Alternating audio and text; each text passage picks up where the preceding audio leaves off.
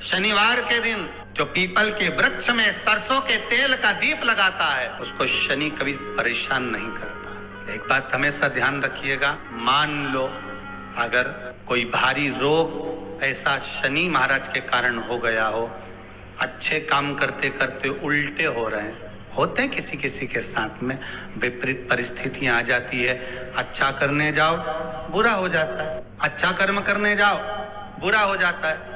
तो पीपल के वृक्ष की जो छाल होती है, छाल देखिए, पीपल के वृक्ष में जो छाल लगी होती है, उस छाल को घिसकर चंदन बनाकर भगवान शंकर का स्नान कराकर, अभिषेक कराकर, पूजन कराने के बाद में पिपलेश्वर महादेव का नाम लेकर, कौन से महादेव? पिपलेश्वर महादेव का नाम लेकर वो जो घिसी हुई छाल होती है उस छाल का तिलक भगवान शंकर को लगा लो और उसी का थोड़ा सा भाग अपने कंठ पर, मस्तक पर लगाना प्रारंभ कर दो।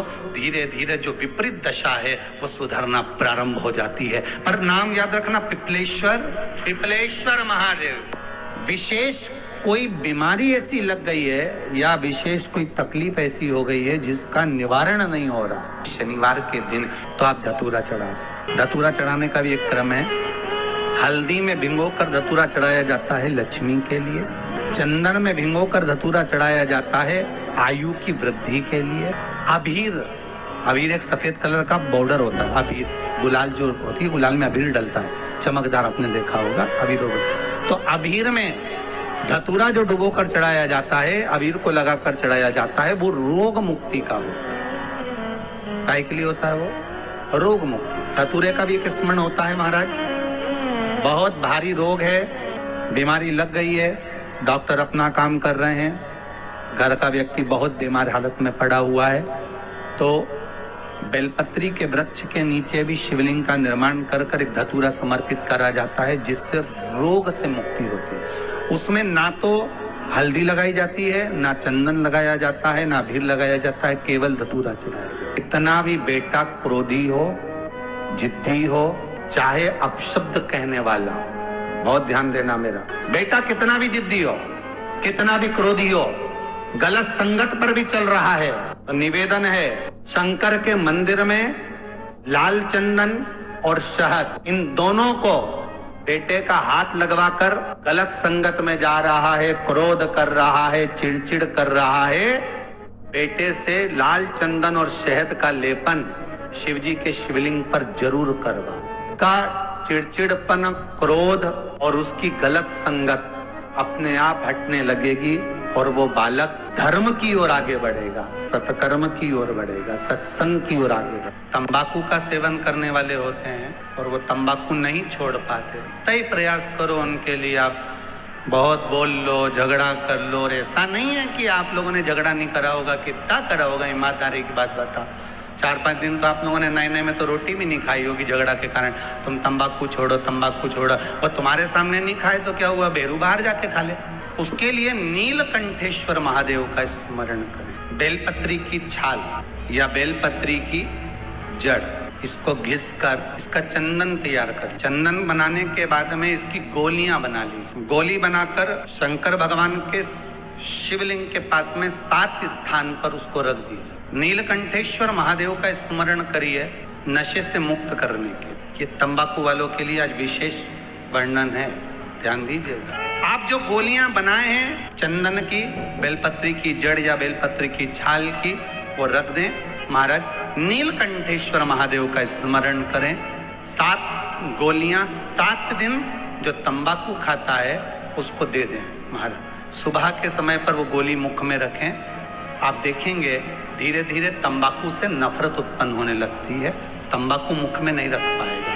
प्रैक्टिकल करने में क्या जाता है, सियोर वाला महाराज झूठ बोल रहा होगा तो, इसलिए आप प्रयास करिए, बाबा पर विश्वास कर कर प्रैक्टिकल करने का प्रयास करिएगा।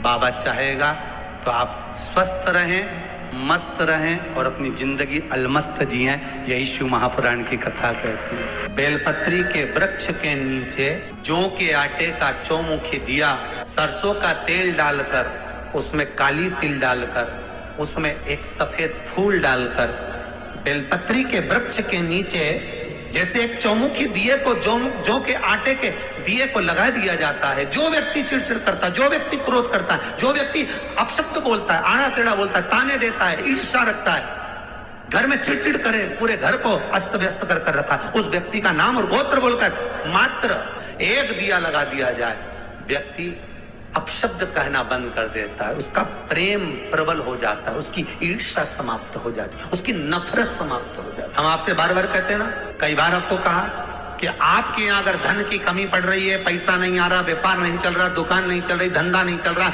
नौकरी नहीं लग रही, सर्विस नहीं लग रही, तो हमने बार बार आपको कहा है, एक दिया बेलपत्री के पेड़ के नीचे लगाओ घी का, और एक दिया शंकर के मंदिर की चौखट पर लगाकर, बार बार आपको कहा, उस पर विश्वास रखकर लगाओगे, सुख मिलेगा, आनंद की अनुभूति होगी। हिंदू धर्म में जो भी शनिवार के दिन पीपल के वृक्ष की पूजन करेगा, दूध चढ़ाएगा या मिष्ठान का भोग लगाएगा, लक्ष्मी और नारायण उसके घर में प्रवेश कर जाएगा।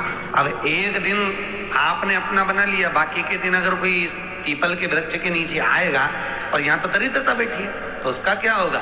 भगवान नारायण बोले, सुन दरिद्रता, तेरे से एक विनती है, अगर कोई भी मनुष्य इस पीपल के पेड़ के नीचे अगर 7 दिन में आता है और उसके हाथ में अगर कोई सामग्री होती है तो तू उसके घर में प्रवेश नहीं करे। नियम है पीपल के वृक्ष का, या तो पानी का लोटा लेकर जाओ, कुंकू का चोपड़ा लेकर जाओ, शक्कर लेकर जाओ, या पेड़ के नीचे चींटी को डालने के लिए आटा ले जाओ, पर खाली हाथ पीपल के वृक्ष के नीचे कभी मत जाओ। खाली हाथ जाओगे तो दरिद्रता तुम्हारे घर में प्रवेश करेगी। रविवार का दिन एक ऐसा दिन रहेगा जिस दिन तू इस पीपल के वृक्ष के नीचे नृत्य करेगी, और जो आएगा इस पीपल के वृक्ष के नीचे तो उसके साथ प्रवेश करेगी। इसलिए हमारे यहाँ केवल पीपल का वृक्ष अगर दीवार में भी लग जाता है ना, किसी की फैक्ट्री की दीवार में, किसी के घर की दीवार में पीपल का वृक्ष अगर लग जाता है, पीपल का पौधा लग जाता है, उसको कितना भी तोड़ लो वो वापिस लग जाएगा, फिर तोड़ोगे फिर लग जाएगा। अगर पीपल के पौधे को तोड़ना है तो केवल रविवार का दिन एक नींबू, एक मिर्ची और बमूल का कांटा, ये 3 चीजें रखने के बाद में आधे घंटे बाद रविवार के दिन पीपल के पेड़ को उखाड़ कर फेंक दो।